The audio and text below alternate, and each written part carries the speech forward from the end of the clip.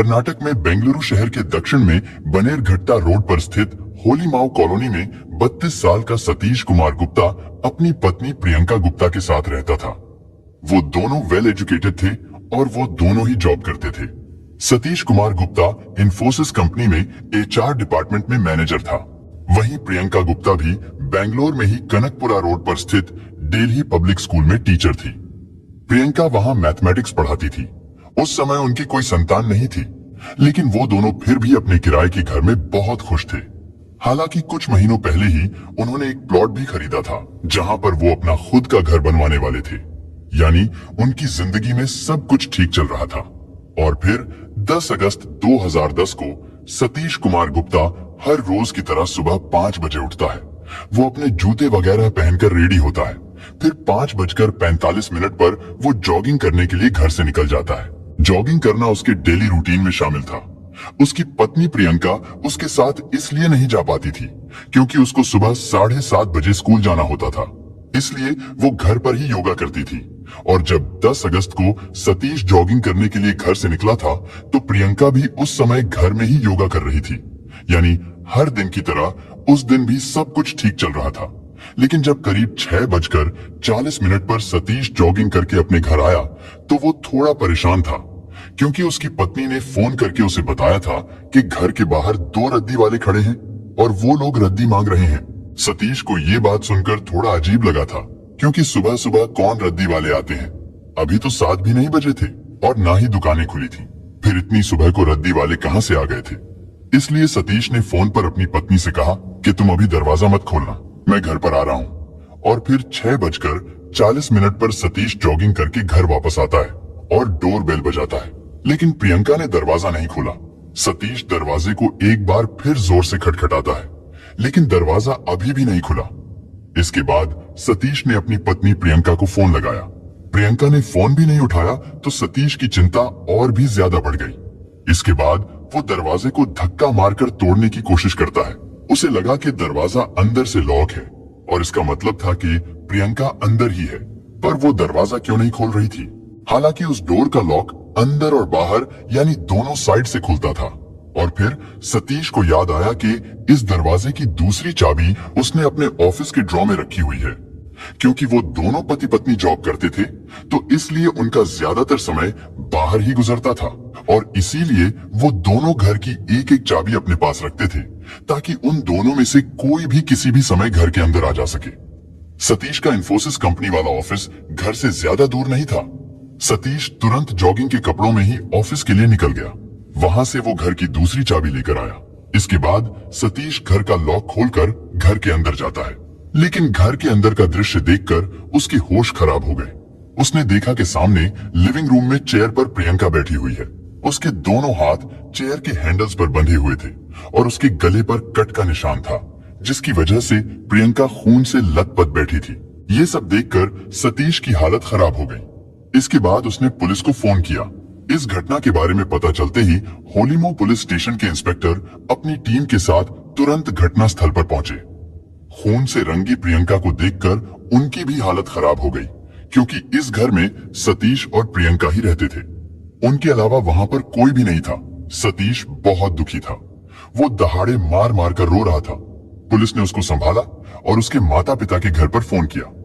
सतीश के माता पिता सुदामा नगर में रहते थे, जो होलीमो से केवल 10 किलोमीटर की दूरी पर ही था।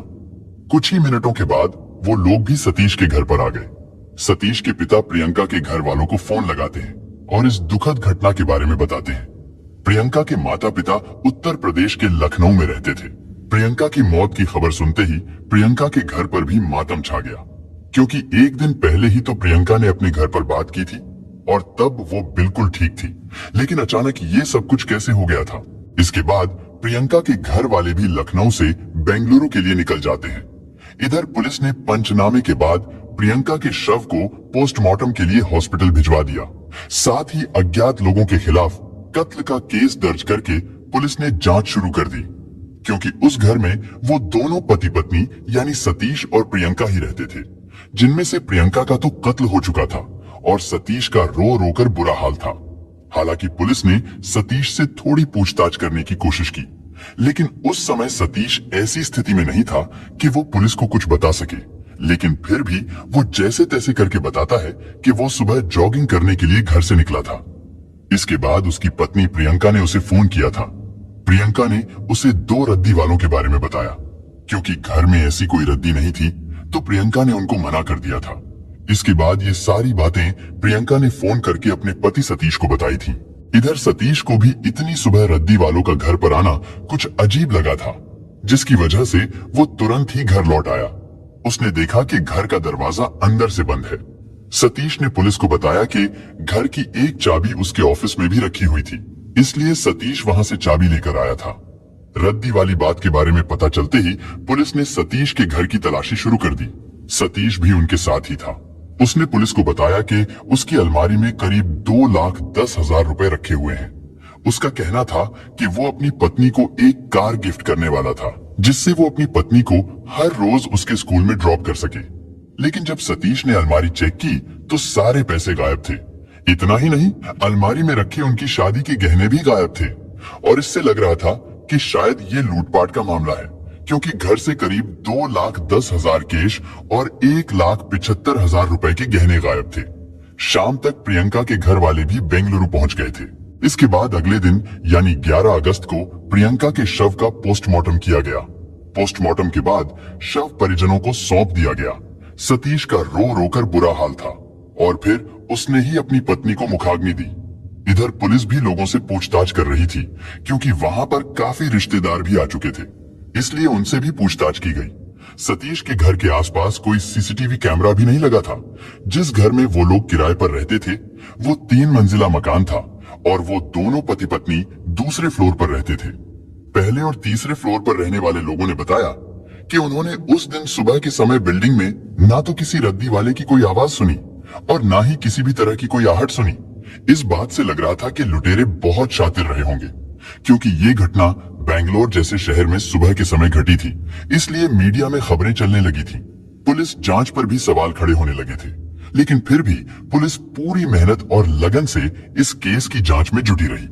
इधर सतीश गुप्ता पत्नी के अंतिम संस्कार के बाद होलीमो पुलिस स्टेशन के बाहर धरने पर बैठ गया। उसका कहना था कि जब तक पुलिस उसकी पत्नी के कातिलों को पकड़ नहीं लेती तब तक वो यहीं पुलिस स्टेशन के सामने ही बैठा रहेगा। पुलिस उसको समझाती है कि आप अपने घर जाओ, हम लोग इन्वेस्टिगेशन कर रहे हैं और हम आपको भरोसा दिलाते हैं कि हम जल्दी ही अपराधियों को पकड़ लेंगे। लेकिन सतीश पुलिस की बात मानने को तैयार नहीं था। यानी जहां एक तरफ पुलिस इस केस की जांच को लेकर परेशान थी, क्योंकि उन्हें कोई भी सुराग नहीं मिल रहा था, और दूसरी तरफ मृतका का पति थाने के बाहर धरने पर बैठ गया था। ये सारी बातें मीडिया में भी बहुत सुर्खियां बटोर रही थी। साथ ही न्यूज़पेपर्स की हेडलाइन भी बन रही थी, जिससे लोगों की हमदर्दी सतीश के प्रति ज्यादा बढ़ने लगी। इधर पुलिस ये जानने की कोशिश कर रही थी कि सतीश और प्रियंका के बीच रिश्ता कैसा था, क्या उनमें कोई लड़ाई झगड़ा तो नहीं चल रहा था। लेकिन पूछताछ करने पर पता चला कि उनके बीच ऐसा कुछ भी नहीं था। प्रियंका के स्कूल से लेकर सतीश के इंफोसिस कंपनी के एम्प्लॉय तक सबसे बात की गई, लेकिन फिर भी कोई सुराग नहीं मिला। धीरे धीरे दिन बीत रहे थे, पुलिस भी परेशान थी। इधर सतीश भी थाने के बाहर धरने पर बैठा हुआ था। ये कत्ल 10 अगस्त यानी मंगलवार को हुआ था, लेकिन फिर अचानक 13 अगस्त की शाम को कई पुलिस वाले थाने के बाहर आते हैं। थाने के बाहर सतीश बैठा था। पुलिस वाले उससे कहते हैं कि चलो तुम पुलिस स्टेशन के अंदर चलो। पुलिस उसे पकड़कर थाने में ले जाती है और एक बार फिर उससे पूछताछ की जाती है, और सतीश ने जो भी बयान इससे पहले दिए थे पुलिस उसी के आधार पर सारी चीजें एक एक करके उसके सामने रखती है। सतीश के बयान के अनुसार 10 अगस्त की सुबह 5:45 के आसपास वो जॉगिंग करने के लिए घर से निकला था और फिर 6:40 पर वो घर पहुंचा। इसी बीच सतीश के फोन पर उसकी पत्नी का फोन आया, जिसमें उसने रद्दी वाले के आने की बात सतीश को बताई थी। सतीश के अनुसार उसने पत्नी से कहा था कि तुम दरवाजा मत खोलना, मैं घर पर आ रहा हूँ। लेकिन जब पुलिस ने सतीश और प्रियंका की कॉल डिटेल्स खंगाली तो पता चला कि प्रियंका ने 5:55 के आसपास सतीश को फोन किया था। यानी इस हिसाब से सतीश प्रियंका के फोन करने के 45 मिनट बाद घर आया था, जबकि सतीश को तुरंत घर जाना चाहिए था। हालांकि ऐसा भी नहीं था कि वो जॉगिंग करने के लिए कहीं दूर गया हो। वो घर के नीचे ही थोड़ी दूरी पर जॉगिंग करता था। इसके अलावा सतीश के अनुसार जब वो घर पर आया था तो दरवाजा अंदर से लॉक था। उसने डोर बेल बजाई, प्रियंका को कॉल भी किया, लेकिन प्रियंका ने दरवाजा नहीं खोला।